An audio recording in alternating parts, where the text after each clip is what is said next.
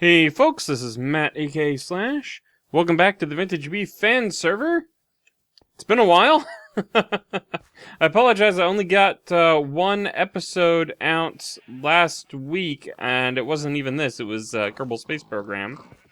But with Thanksgiving on Thursday, it was kind of difficult to find time to record on my typical recording day, which would have been the day before Thanksgiving.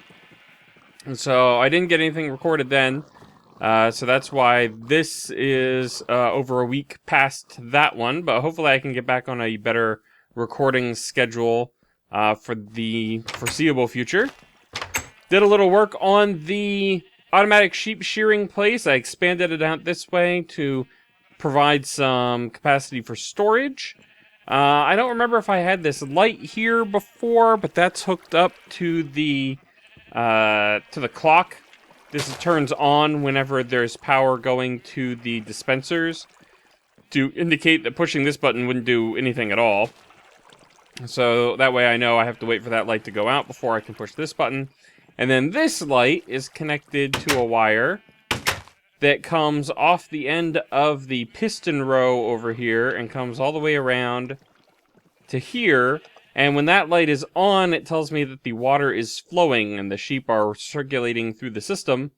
So I know whether or not I actually have to press the button. And oh, look at that. I missed some stairs there. How many do I need? 9, 12, 15 it looks like. Let's go take care of that right now while we talk a little bit. So the sheep shearing system has been working quite well. I've AFK'd there for a while since the last episode. I think I have at least, I'm gonna guess at least 18 stacks of every color right now. So it is quite productive. Should be able to put that wool to some good use. Let's see, I got a bunch of iron smelting up. Oh, it's all gone into the system now, apparently. I got some gold smelting over here as well. And some stone, cobblestone smelting into stone. I needed stairs. Let's see here. We'll do that. So today we're going to take on a new project, one that I've already started off camera. And I'll take you over to that site here shortly. But I wanted to describe the project for you a little bit first before we head it over. With the 1.7 update to Minecraft and all these new biomes, one of the things that they did in order to make the biomes make a little bit more sense with how they were generated is they started assigning the biomes temperature values. So, for example, let's get rid of that. That doesn't really need to be there. Check light levels here real quick. Yep, we're fine. And the reason that they added the temperature values is because they didn't want, for example, a desert to spawn right next to, ice plains, for instance. It didn't really make any sense. They wanted the biomes to sort of have a preference for spawning next to biomes of the same or similar temperature levels, so that it felt a little bit more realistic as you explored your world. And, of course, they added a whole bunch of biomes as well. The savanna, the mesa, the ice spikes plains, or whatever it is, that has the packed ice in it. What else did they add? The roofed forest. That's one of them. So there's a whole bunch of biomes that have been added, and they all interrelate based on their temperature. So I thought it might be a cool project and something that would be good for sort of a long-term thing that I could work on and, have it available on the side, so to speak. So if I get burnt out on it, I can go do something else and I can come back to it later and provide a little bit of variety, is to sort of showcase those biomes.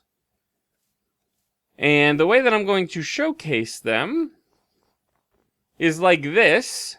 This is a large stone bowl, and that's just the foundation of it. I've got a bunch of glass in here along with the stone, and we have a bunch of wood here as well. Oh, and my client is locking up for some reason. Whoa! There we go. It must have been from rendering in the terrain for some reason. But we're here. This is the border between 1.6 and 1.7 World Gen. And since we've got this deep ocean here, I figured this would be a good place to build a giant floating menagerie, so to speak, of sort of biome samples, for lack of a better word. Now, unfortunately, while I can't have the biome within the bowl actually be anything other than what the biome actually is, which is deep ocean, I figured it might be kind of fun to build a big, kind of like a snow globe effect here. Dome this in with glass, and put one of the biomes in here. And then connect these to other ones via what would look like hanging rope bridges, so to speak, wooden bridges. And my dog agrees upstairs. I don't know if you can hear that or not. But I've worked out a design where this is going to be the closest point to land. I just bridged out here with some dirt. This will eventually go away once the whole thing is complete.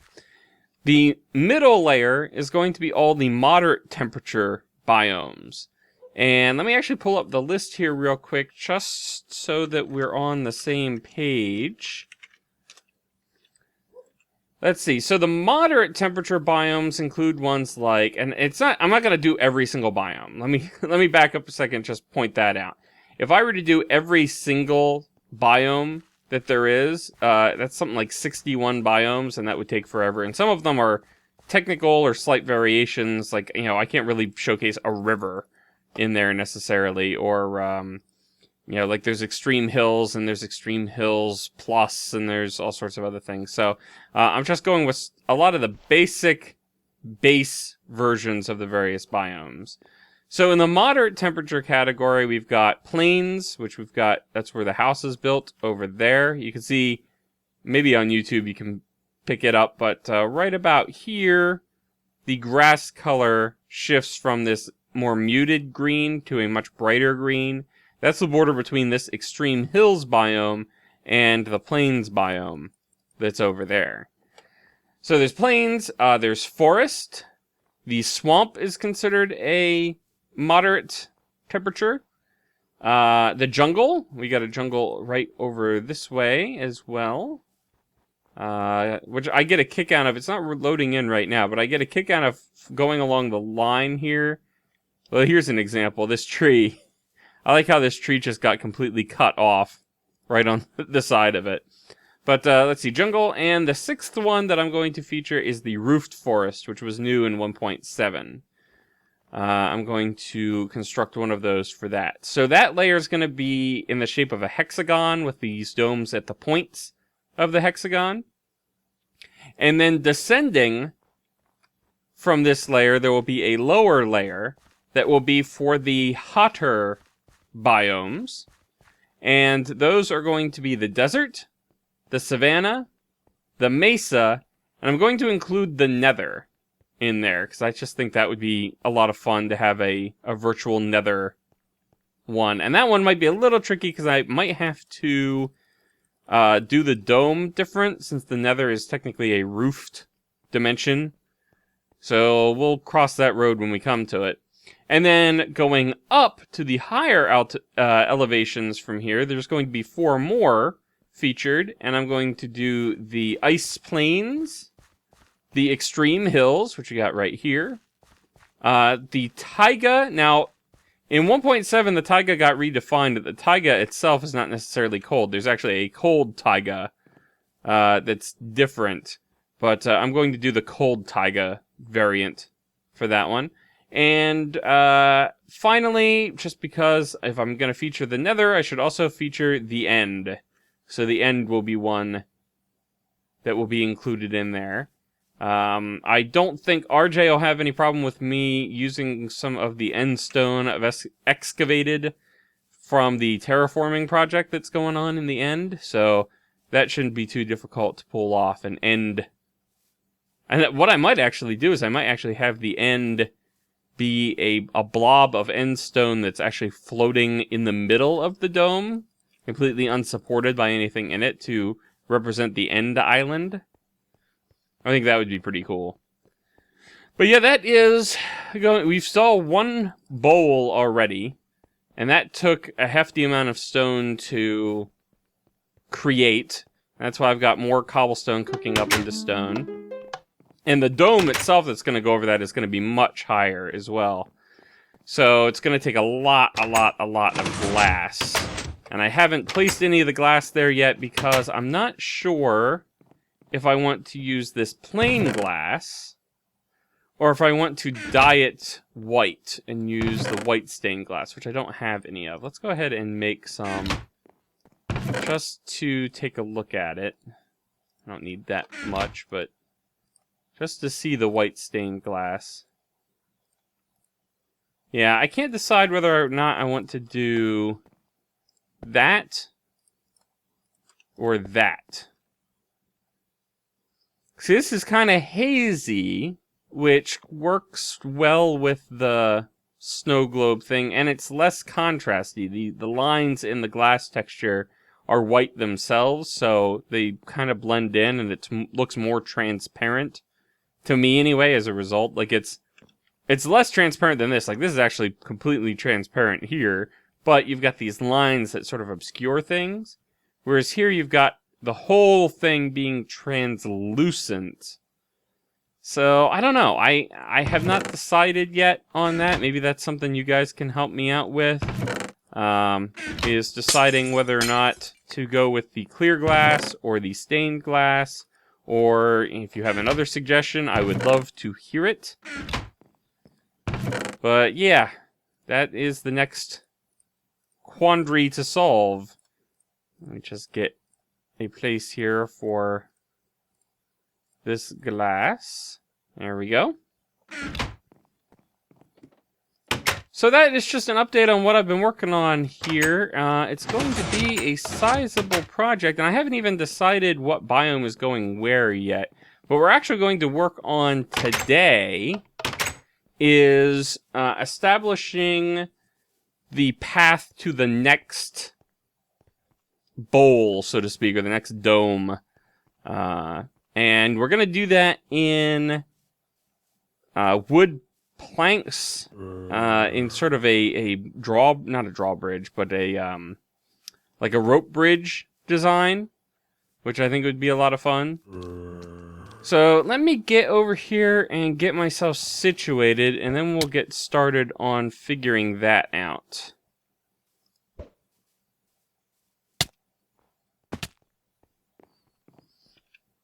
Okay, with this being the corner, or one of the pointier corners of the hexagon, we're going to have to go 60 degrees that way and 60 degrees that way. If you saw or watched Etho's Feed the Beast series, I'm going off of, for this hexagon, that's not the way I wanted to go. The guidelines that he had for working out his bee laboratory. What did he call that? The hive, the honeycomb labs. I think that's what it was. And the way for that is a 60-degree angle is you go 2 blocks, then you go diagonally, 2 blocks, diagonally 2 blocks, diagonally 2 blocks, like so. And so right now I'm just working out from the very center where that would take you. And that would take you here, and then out like that. So, right? No. Yes. Make up your mind! So, starting here, we're going to throw down a slab. This is going to come out 4. But we got to go diagonal then, too. Wait, I did this wrong. This one, this one. So then this one. Okay, so like that. And this is the middle. This is the middle of it. So boom, boom, boom, boom, boom. And then from the middle, we need to go over one in either direction. So we got one there, we need one there. And so it's going to go like so. And then this is where it starts to get really tricky. Let's take the shovel off the bar. Because now we're going to go, and actually, let's keep the shovel on the bar. Let's go that and that. Now we got to hover down underneath, whoa, and try to place blocks like so. And then go down like that. Alright, we're going to need these back. Because I'm going to lose tons of dirt down there, I think. And the reason that we're doing that is because I want this to look like it's sagging somewhat under its weight. So I want it to come down a half step every 4. And that goes out, I think it goes down 8 times in my plans. And then after that, it levels off for a distance of, I think, 10 blocks in this direction. And then you start going back up to meet up with the other one. And we're at y equals 96. So that's where we're going to end up. Now let's see. We need to go down again. So we'll put that there. We'll head down to there. And then we'll put one there. Perfect. And I'll take this back. Oops. No. Oh, no, no. Nope, nope, nope, nope, nope, nope, nope, nope, nope. Oh, be enough of an angle. No, it went... Darn it. And I'm going to end up at the bottom of the ocean. There we go.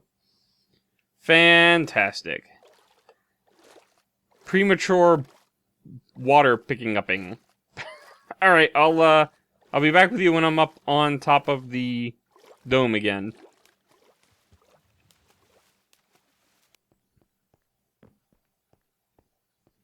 Alright, I made it back up.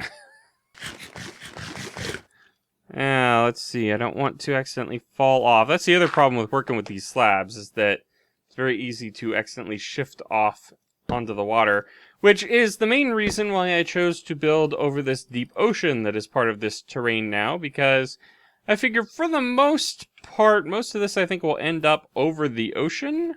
Or at least a healthy portion of it will. And that will make the number of deaths that I suffer trying to build this thing a lot lower. There we go. Alright, so that's the beginning of that part. And then the next thing that we need is we need a base for the handrail, which that's going to come around like this. And then down here, I'm going to do it that way, because we're going to use fence, and fence can't go down a half step. So we have to do it this way. And it also doesn't work too well with the corners, so we're going to have to wrap it around the corners. That goes up like that, and then over here.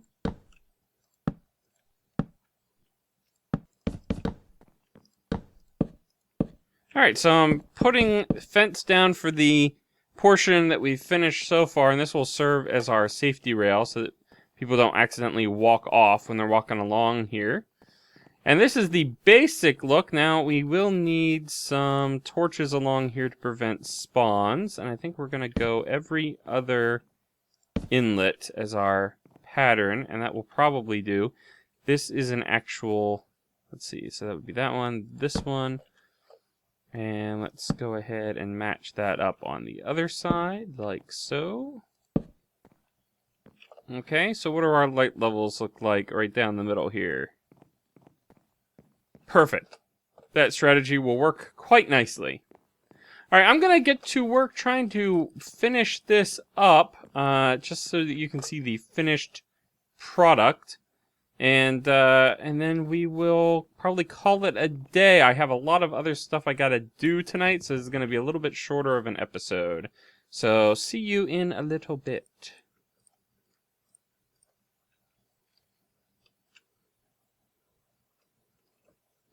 And there we have it. This is the drawbridge. Oh no! DOA's having some issues. This is the completed hanging bridge going from this bowl to what will be a bowl on this end, but I haven't built it yet. The angle here makes the bridge a little clunky, I guess. It's not as nice as the just straight from one end to the other along an axis, like the, you know, like the next one from here, like I'll build a bowl here, and then, it sounded like build a bear. I'll build a bowl here, and then head straight in that direction from that one. And that bridge will look a little less clunky. So, but it all works, you know, trying to stay consistent with it, and it's wide enough that you don't really run into issues with the angle that you're going at. And it's lit well, so we don't have any mobs to worry about. So yeah, it's working out really well. Liking how it's progressing so far. And really looking forward to seeing this project develop as I go through. I think it's going to be a really neat build by the time it's all said and done. I'm hoping that I'm able to see it through to the end, because it is a big one. And there's no telling whenever there might be an impromptu need to reset the server or whatever. So, oh, there you can see the jungle tree cut off again. But that's going to do it for this episode. This is my little mob door here. I'm going to thank you very much for watching. And I'm going to do that now. Thank you very much for watching. And we will see you in the next episode. Don't know whether we'll be continuing to do this or whether we'll do something else. We'll have to just wait and see. Have a good one.